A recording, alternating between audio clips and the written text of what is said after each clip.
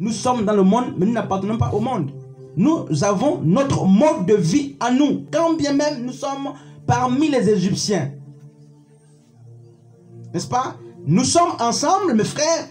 Vous avez un type de message. Et Paul dit à Timothée, veille sur toi-même et sur ton message. Donc, frère, chacun a un message qu'il a reçu de Dieu. Et moi, quand Dieu m'a appelé, là, frère, je casse. Je n'aime pas la religion, sans vous mentir. Je n'aime pas le christianisme tel qu'on nous a présenté comme ça. Je n'aime pas. Et je suis comme en prison dans ce christianisme, pour être clair. Parce que je sens qu'il y a trop de fausseté, il y a trop de traditions des hommes qui ont remplacé la parole de Dieu. N'est-ce pas? Et l'action de l'Esprit de Dieu devient de plus en plus rare. On se retrouve pour quoi?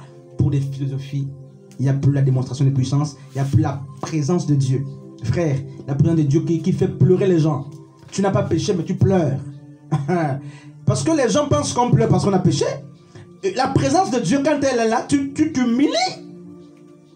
La présence de Dieu, quand elle est là, les confessions publiques se font. Ça fait très longtemps qu'on n'a plus ces choses-là. Parce que Dieu est parti du milieu de nous. Dieu est parti de beaucoup d'assemblées. Frères et sœurs.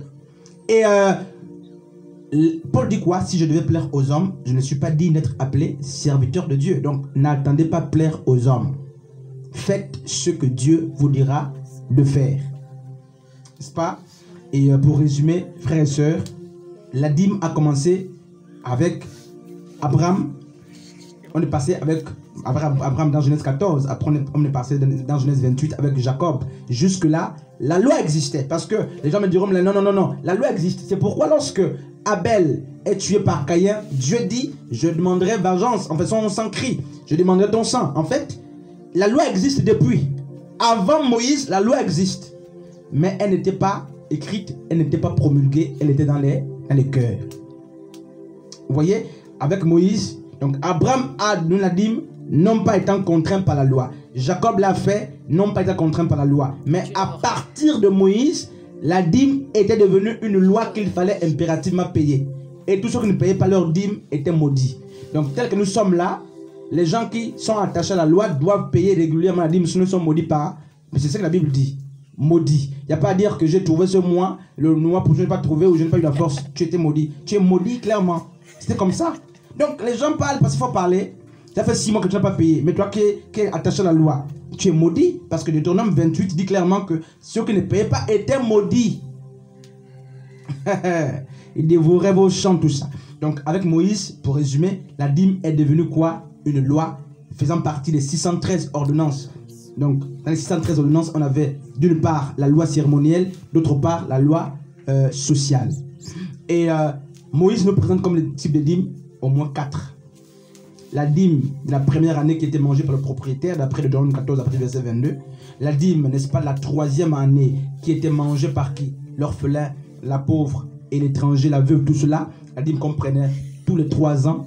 Il y avait la dîme de quoi? La dîme de la dîme. Donc, la dîme de la dîme était justement la dîme faite par les Lévites. Lorsque les Lévites percevaient la dîme, ils enlevaient 1/10 de la dîme qu'ils allaient donner à qui? Au souverain sacrificateur Aaron, d'après Néhémie 10, après le verset 38.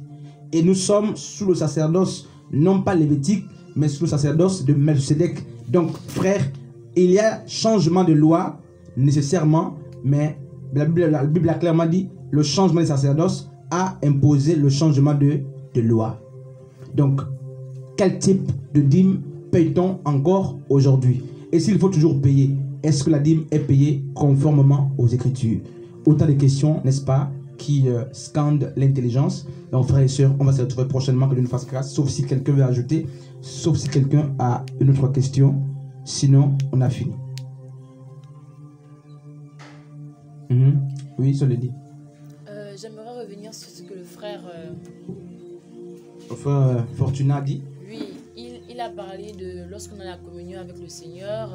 Oui. Il s'est parlé de la différenciation des onctions. Bon, maintenant, est-ce qu'il y a une différence entre une personne, par exemple, qui est à nouveau convertie et une personne qui est ancien en Christ? Est-ce qu'il y a une différence? Mais en fait, l'onction, c'est quoi d'abord? L'onction, c'est la présence manifeste de Dieu, pour parler simplement. L'onction, c'est pas quand les gens tombent, par exemple. C'est pas ça l'onction. L'onction, c'est Dieu en mouvement. L'onction, c'est quoi? C'est une puissance. L'onction, c'est le Saint-Esprit, pour parler simplement. C'est le Saint-Esprit. Hein? L'huile, le symbole de l'onction, c'est l'huile. Voilà. Maintenant, le nouveau converti, on l'appelle le chrétien charnel. N'est-ce pas? Il vit encore, il est soumis à la chair. Et il a l'onction parce que Éphésiens 1, 3 dit quoi? Lorsqu'on est en Christ, nous avons le sceau. Ce sceau, c'est l'onction. C'est le Saint-Esprit. Maintenant, il faut que l'onction soit déployée. L'onction se déploie. Donc, vous pouvez avoir un talent en vous qui dort, qui sommeille. Il faut l'éveiller. C'est un héros qui est en dedans de vous qu'il faut éveiller. Et pour l'éveiller, il y a un type de vie. Ce n'est pas d'abord le chant, la prédication. Il y a d'abord un type de vie, une manière de vivre qui amène au déploiement de l'onction. N'est-ce pas?